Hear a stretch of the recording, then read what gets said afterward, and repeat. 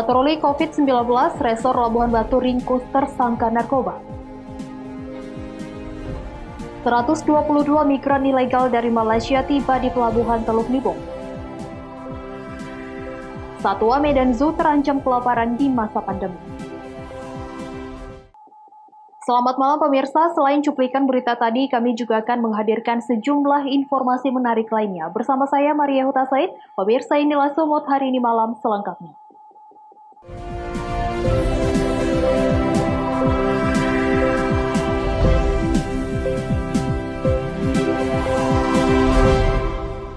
Personil kepolisian Resor Labuhan Batu meringkus seorang pria yang membawa narkoba jenis sabu saat melakukan patroli terkait pencegahan penyebaran COVID-19 di Kelurahan Bersih dari Narkoba atau Bersinar, binaan Satres Narkoba Polres Labuhan Batu.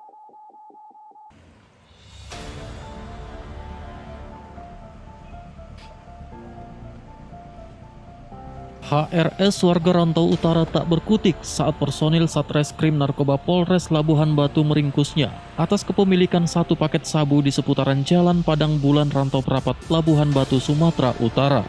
Kasat Narkoba Polres Labuhan Batu AKPI Kadek Heri Cahyadi menyebutkan, pihaknya berhasil mengamankan seorang tersangka atas kepemilikan narkoba jenis sabu, yang mana tersangka diringkus berdasarkan informasi masyarakat yang peduli atas pemberantasan narkoba di daerahnya yang merupakan Kelurahan Bersinar.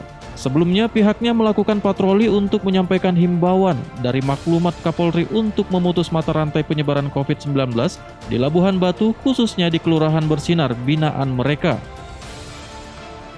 Personel Sat Narkoba mengamankan seorang tersangka inisial HRS warga Padang Bulan, di mana pada saat itu Demonstral sedang melakukan patroli di Kelurahan Bersinar, di mana patroli dilakukan untuk memberikan himbauan kepada masyarakat tentang upaya pencegahan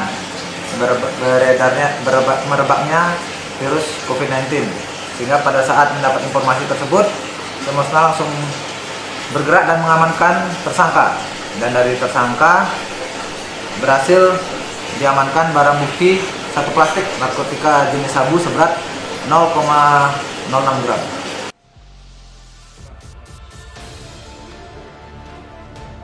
Atas perbuatannya, tersangka kini mendekam di sel penjara Satres Narkoba bersama para tersangka tindak pidana narkoba lainnya. Ucok Sitorus melaporkan untuk Evarina TV. 122 pekerja imigran ilegal asal Kabupaten Batubara pulang kampung setelah pemerintah daerah memohon fasilitas pemulangan warganya. Pemulangan para pekerja ini disebabkan tidak adanya lapangan pekerjaan di Malaysia akibat lockdown.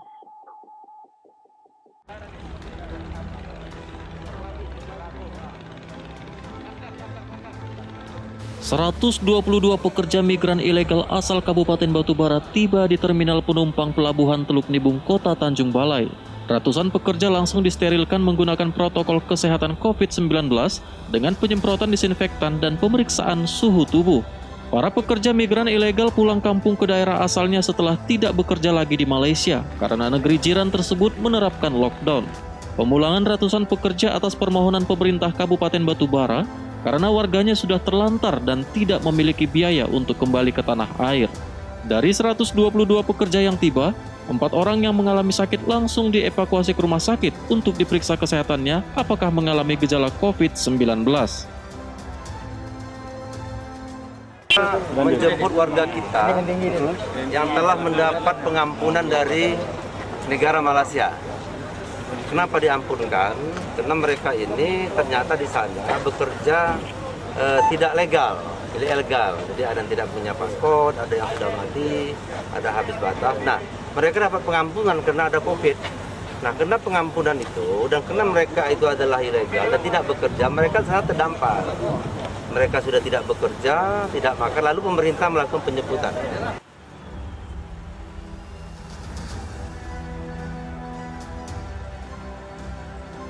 Setelah menjalani pemeriksaan, para pekerja migran langsung dibawa ke pos karantina COVID-19 Kabupaten Batubara untuk menjalani karantina sementara sebelum dikembalikan ke pihak keluarga.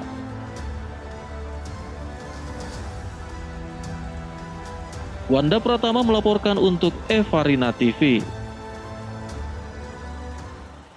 Sebanyak 35 pegawai BPBD Simalungun menjalani rapid test di posko tanggap darurat COVID-19. Hasil pemeriksaan keseluruhan petugas BPBD Simalungun dinyatakan negatif COVID-19. Sebanyak 35 badan penanggulangan bencana daerah Simalungun menjalani pemeriksaan rapid test di posko tanggap darurat COVID-19, Jalan Asahan, Kecamatan Siantar.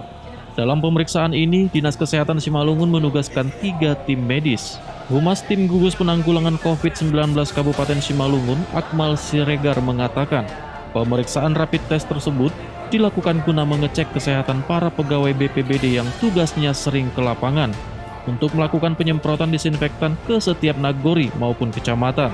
Untuk itu, pegawai BPBD perlu menjalani pemeriksaan kesehatan agar dalam melaksanakan tugas semuanya dalam kondisi prima. Dari hasil pemeriksaan melalui rapid test, keseluruhan petugas BPBD Simalungun dinyatakan negatif COVID-19.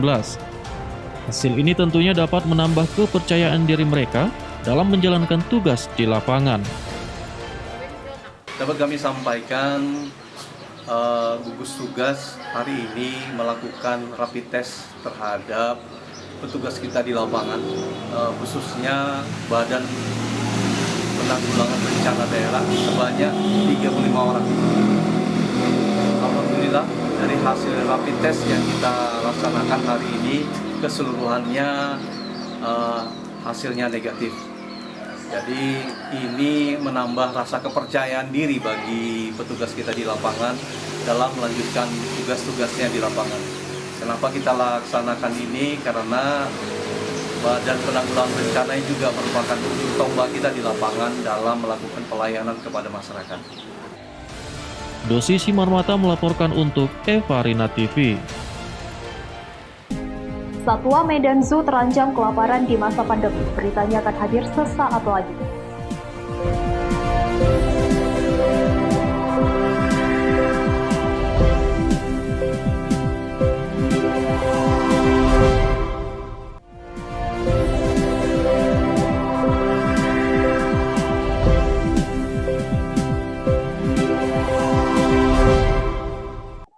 Terima kasih masih bersama kami. Pemirsa, sebanyak 270 ekor satwa yang ada di Kebun Binatang Medan terancam kelaparan akibat dampak COVID-19. Satwa-satwa tersebut terancam kelaparan karena sejak 24 Maret, pengoperasian Medan Zoo ditutup sementara waktu.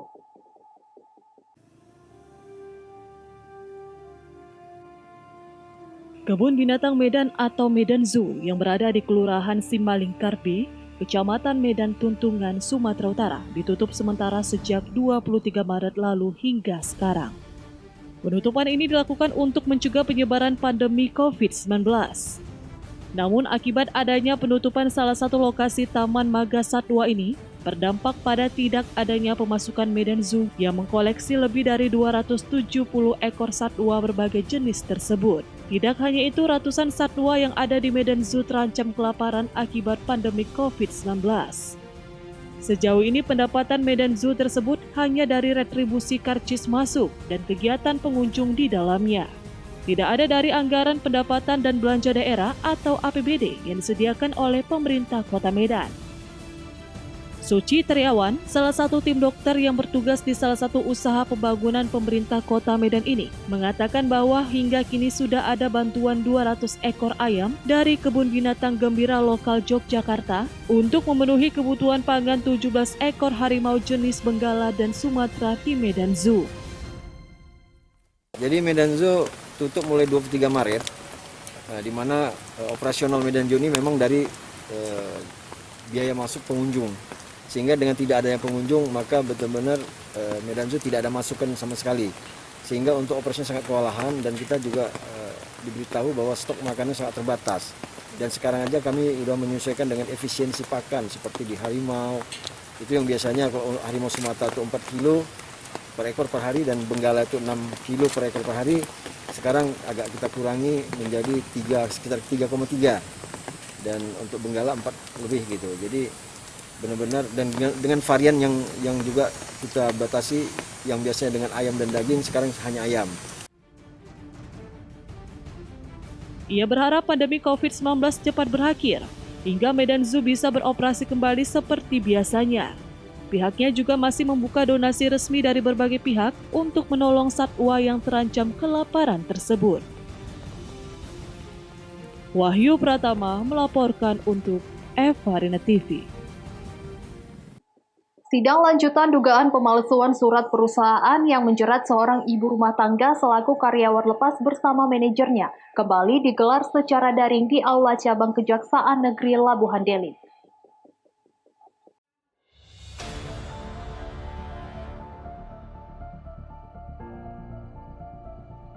Dalam kasus dugaan pemalsuan surat perusahaan yang menjerat dua karyawan PT Serbaguna, yakni Dewi Sartika dan Marjoko, digelar dengan cara daring di Aula Cabang Kejaksaan Negeri Labuhan Deli, Kabupaten Deli Serdang, Sumatera Utara. Dalam sidang diagenda mendengarkan keterangan saksi ahli. Keduanya didakwa jaksa penuntut umum telah melanggar pasal 263 KUH Pidana pemalsuan surat. Pengalaman kerja yang dikeluarkan terdakwa Marjoko selaku atasan pimpinan terdakwa Dewi Sartika dengan kop surat dan stempel perusahaan yang bernaung di kawasan industri Medan. Akibat terjerat kasus yang dilaporkan ke Polres Pelabuhan Belawan sejak Desember 2019 lalu, dua terdakwa yakni Marjoko dan seorang ibu rumah tangga yang baru dikaruniai dua balita ini sejak ditahan tidak bisa lagi menyusui anaknya. Sehingga kedua balitanya kini dirawat oleh neneknya yang tidak punya penghasilan. Surat keterangan kerja yang tidak merugikan perusahaan terkesan berlebihan untuk dipidanakan. Sebab kop surat yang digunakan terdakwa Marjoko dari berkas pribadi selama ini tidak dilarang perusahaan untuk dikeluarkan bagi karyawan yang diberhentikan. Setahu dia 9 tahun si Dewi ini bekerja menjadi bawahan dia 9 tahun. Nah 9 tahun dia nggak tahu apakah ini dimasukkan atas nama PT lain oleh si pemilik, nggak tahu kita. Tapi dia tahu bahwa dia kerja 9 tahun. Dibuatlah surat keterangan sama dia. Di PT? Di PT Serbaguna. Inilah. Nah PT Serbaguna ini kop surat ini ada di laptop dia. Tidak ada larangan. Berarti dibolehkan oleh perusahaan menggunakan. Ada di perusahaan dia. Setelah mendengarkan keterangan saksi ahli, Majelis Hakim menunda sidang pada pekan depan. Di tengah gencarnya pemerintah membebaskan narapidana karena wabah corona, kedua terdakwa yang tidak melakukan tindak pidana berat ini tidak mendapatkan penangguhan penahanan. Wahyu Pratama melaporkan untuk Evarina TV. Seorang pekerja wisata di Pantai Pasir Putih Parbaba, Kecamatan Pangururan, Kabupaten Samosir, Sumatera Utara, tewas tenggelam di perairan Danau Toba karena bermain air di lokasi dan tidak bisa berenang. Hingga kini jasadnya belum dapat ditemukan. Penyisiran lokasi juga dilakukan oleh petugas kepolisian bersama pemerintah kecamatan dan Badan Penanggulangan Bencana Daerah yang dibantu oleh warga. Pencarian dengan menggunakan speedboat dan peralatan seadanya, yakni berupa pukat ikan milik warga terhadap jasad korban yang hingga kini belum ditemukan. Awalnya korban atas nama Chandra Simbolon asal Medan bermain air di sekitaran Pantai Putih Parbaba Pangururan Samosir bersama 7 rekan lainnya. Namun naas korban tidak bisa berenang sehingga tenggelam. Namun pencarian yang disertai angin kencang dan hujan tidak membuahkan hasil. Hingga akhirnya BPBD Kabupaten Samosir meminta bantuan dari tim Basarnas Ajibata untuk melakukan pencarian korban. Peristiwa tenggelam ini sempat terekam oleh CCTV milik tempat korban bekerja. Pemilik usaha Mangoloi Sihaloho, sebelum peristiwa naas tersebut menimpa korban, ia telah menasehati korban untuk tidak berenang melewati pembatas garis zona aman.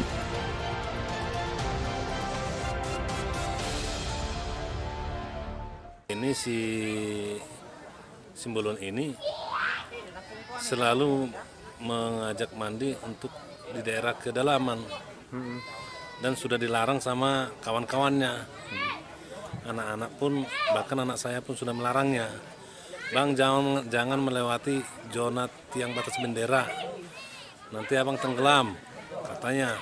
Tapi si Simbolon ini tidak menghiraukan, tidak mengubris himbauan daripada kawan-kawan yang mandi-mandi.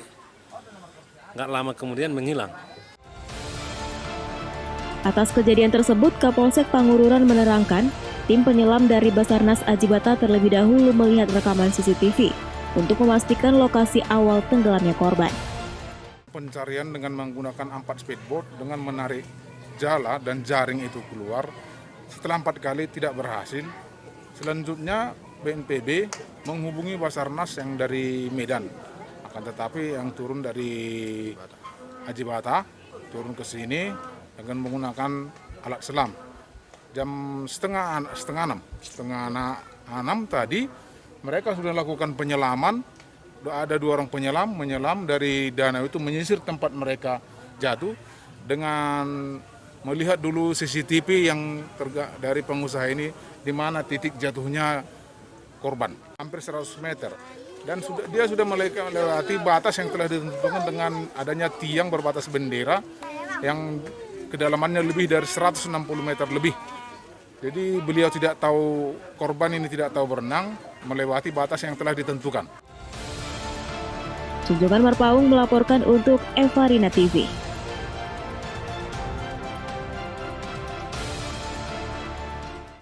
Sumut hari ini masih akan kembali sesaat lagi, tetaplah bersama kami.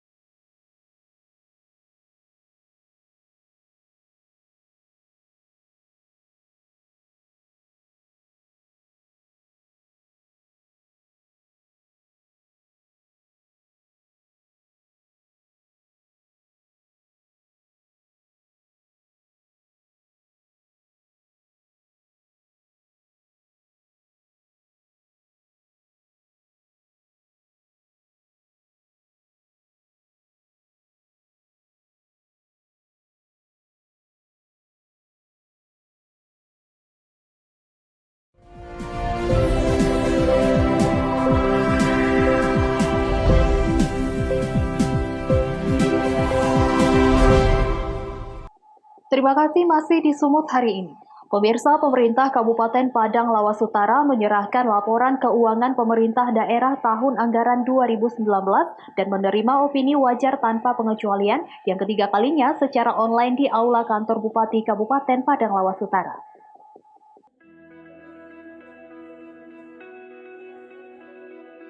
Pemerintah Kabupaten Padang Lawas Utara melaksanakan penyerahan laporan keuangan pemerintah daerah tahun anggaran 2019 dan menerima opini wajar tanpa pengecualian yang ketiga kalinya secara online. Penyerahan dilakukan oleh Bupati Padang Lawas Utara dan diterima Kepala Badan Pemeriksaan Keuangan Republik Indonesia di lokasi yang berbeda. Pada kesempatan ini Bupati Padang Lawas Utara didampingi Sekretaris Daerah, Ketua DPRD, Kepala Inspektorat dan Kepala Badan Pengelolaan Keuangan Pendapatan Aset Daerah.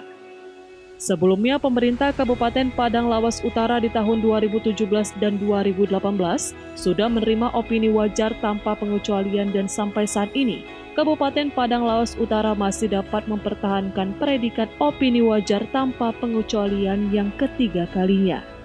Bupati Padang Lawas Utara menyampaikan dirinya akan terus memotivasi seluruh organisasi perangkat daerah agar terus meningkatkan kinerja, tanggung jawab, dan integritas sehingga dapat melaksanakan pengelolaan keuangan, aset, serta kekayaan daerah dengan baik dan taat asas. Kegiatan yang kita laksanakan hari ini adalah acara menerima laporan keuangan dari JPK untuk Kabupaten Padang Lawas Utara tahun 2019 dan alhamdulillah seperti yang sama-sama kita ketahui, baik tadi melalui hasil telekonferensi dengan BPK Perwakilan Sumatera Utara untuk laporan keuangan pemerintah Kabupaten Padang Lawas Utara tahun 2019, kita masih mendapat opini WTP untuk tahun ini ataupun yang ketiga kali berturut-turut.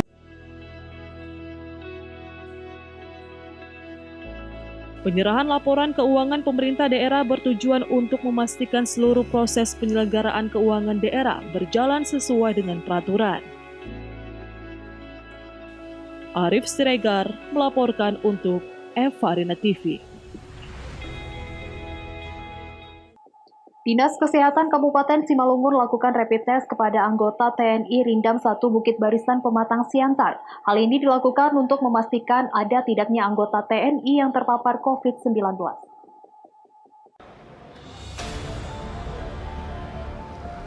700 anggota Tentara Negara Indonesia Rindam 1 Bukit Barisan ikuti rapid test yang dilakukan oleh Dinas Kesehatan Kabupaten Simalungun.